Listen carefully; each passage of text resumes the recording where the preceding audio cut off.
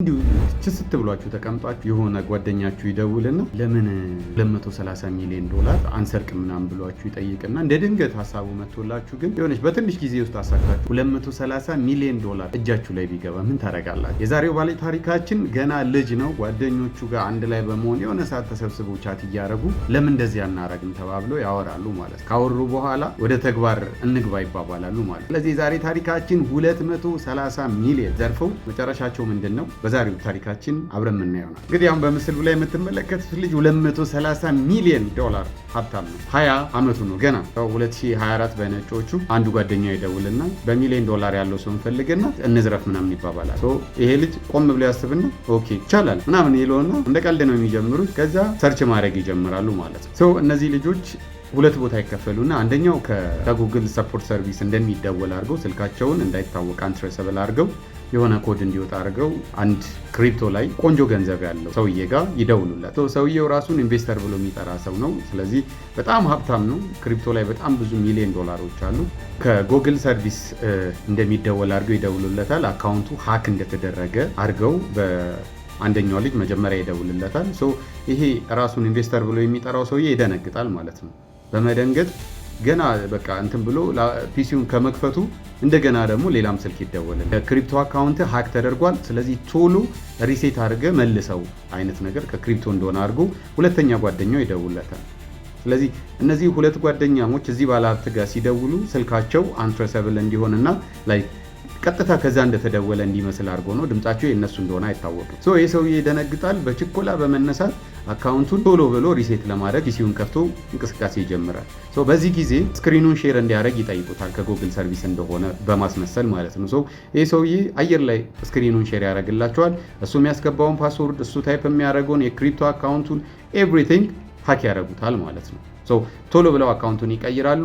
ክሪፕቶ አካውንቱ ላይ የነበረውን 230 ሚሊዮን ዶላር ይወስዱ። 230 ሚሊዮን ዶላር በትንሽ ደቂቃ ውስጥ ማለት አስባችሁታል? ድንገት ጓደኛችሁ ተነስቶ ሀሳብ አመጣላችሁ፣ ይቻላል ብላችሁ ብድግ ብላችሁ ወደ ተግባር ገብታችሁ 230 ሚሊዮን ዶላር ከአንዳንድ ልክ ማሎንና ጓደኛው ልክ እንዳዩት ደነገጡ ማለት ነው። ከዛ በቃ በቻት ሴሌብሬት ማለት ነው እያወሩና አሁን በእንትን ላይ እንደምታዩት እያወሩ በቃ ማመን አቅቷቸዋል። እነሱ የሚያወሩትን ጓደኛቸው አንደኛው ጓደኛቸው ሪከርድ እያደረገ ነበር። ላይክ በቃ ይሄ ሰርፕራይዝ ነው ለኛ ብሎ ማለት ነው። ከዛ ግን ይሄ ጓደኛቸው ሪከርድ ያደረገው ነገር መጨረሻ ላይ መዘዝ ይዞባቸው ይመጣል። ያገኙት የቢትኮይን አካውንት 230 ሚሊዮኑ ቢትኮይን ላይ ትራክ እንዳይደረግ ወደ ተለያየ አካውንት የክሪፕቶ ባላንሳቸው ከፋፍሉትና ይበትናሉ ማለት ነው። በቀላሉ ትሬስ ማድረግ ይከብዳል ማለት ነው። ያገኙትን ገንዘብ ይበትኑታል ክሪፕቶ ላይ ትሬስ እንዳይደረግ ማለት ነው። ትሬስ እንዳይደረግ ወደ ተለያየ አካውንት ያደርጉትና ላይክ ኮንፊውዥን እንዲፈጠርና አንትሬሰብል እንዲሆን ያደርጉታል።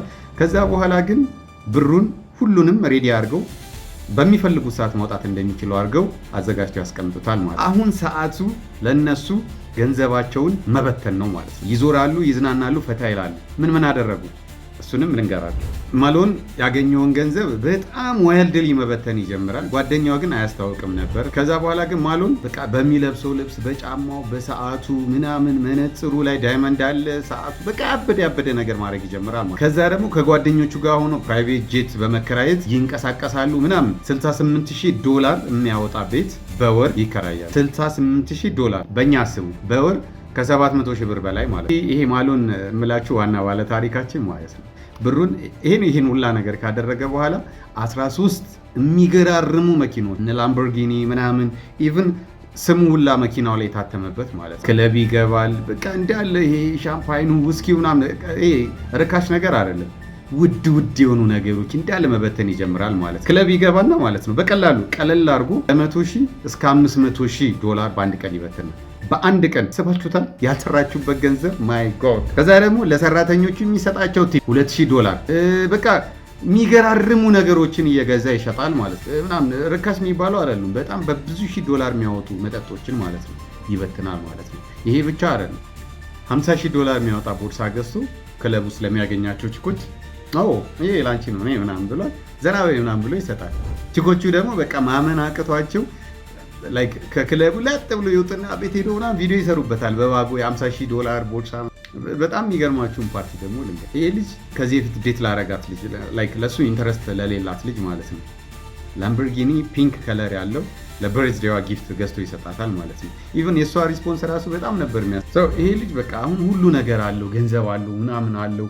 ክለብ ውስጥ ሲገባ እንትና መጣ ምናምን አለው መጣ ተብሎ ይቀወጣል ክለብ ውስጥ ምናምን። በቃ ቤት ገዛ፣ መኪና የሚፈልገውን ሰዓት ምናምን በቃ ሁሉም ነገር በእጁ ሆነ ማለት ነው። በህይወቱ የሚመኘውን አይነት ላይፍ የትኛውም ሰው የሚመኘውን አይነት ላይፍ መኖር ይጀምራል። ግን የሆነች ሞመንት ከዛች ሞመንት ጀምሮ ይሄ ልጅ ምን እንደሚያጋጥመው በቃ ማይጋ ያኔ የዘረፉ ሰዓት ያገኙትን ቢትኮይን የ230 ሚሊዮን ዶላሩን ትሬስ እንዳይደረጉ እየከፋፈሉ በተለያየ አካውንት ሲበትኑ አንድ ሰው ነበረ። ይሄ ራሱን ላይክ የቢትኮይን እንትን ነኝ ቦስ ነኝ ብሎ የሚያስብ ወደ 740 እንደዛ ፎሎወር ያለው ላይክ ኢንስታግራም ወረበር፣ ግን እዛ ላይ ያለው ሰውዬ ላይክ ስልኩ ላይ ኖቲፊኬሽን ይገባል የብላክ ቢትኮይን ላይ ማለት ነው። ሶ ሲገባለት ላይክ ኖቲፊኬሽኑን ሲያዩ ቢግ የሆነ ትራንዛክሽን እንዳለ እንትን ያደርጋል ማለት ነው። ሴንስ ያደርጋል፣ ያያል በስልኩም ኖቲፊኬሽን ስለገባለት። ሶ የማን ነው እነማን ናቸው ምንድን ናቸው የሚለውን ትሬስ ማድረግ ይጀምራል ይሄ ሰውዬ ማለት ነው። ይሄ ዛክ የተሰኘ ሰውዬ ማለት ነው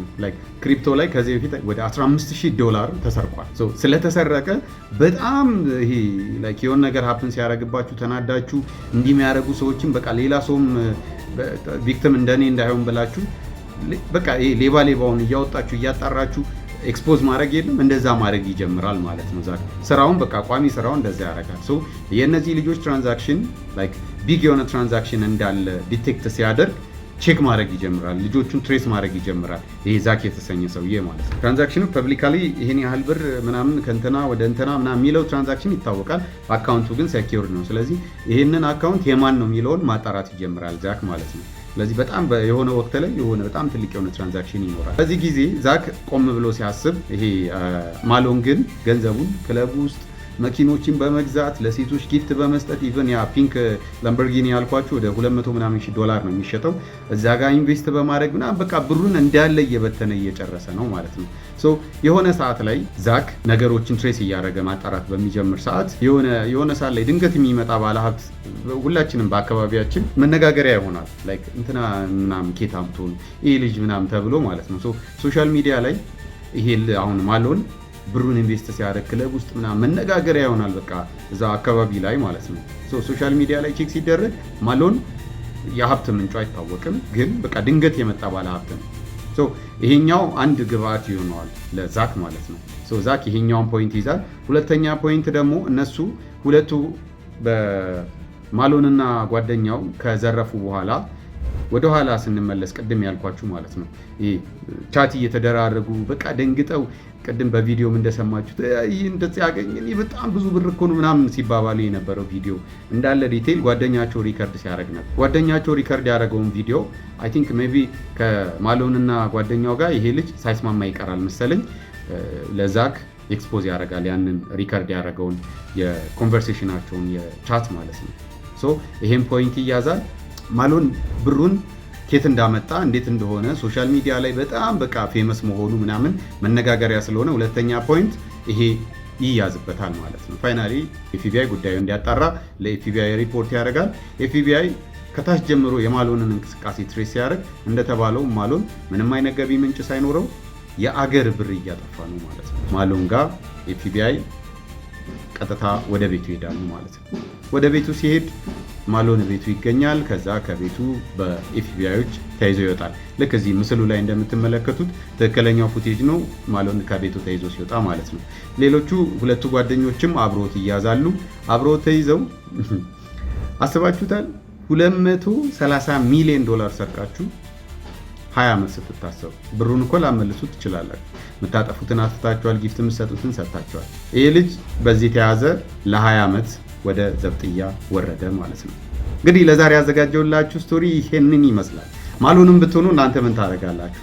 ዛክስ ምቀኛ ነው ወይስ ትክክል ነው ያደረገው? ሀሳብ አስተያየታችሁን ኮሜንት ላይ አስቀምጡልኝ። አብራችሁኝ ስለቆያችሁ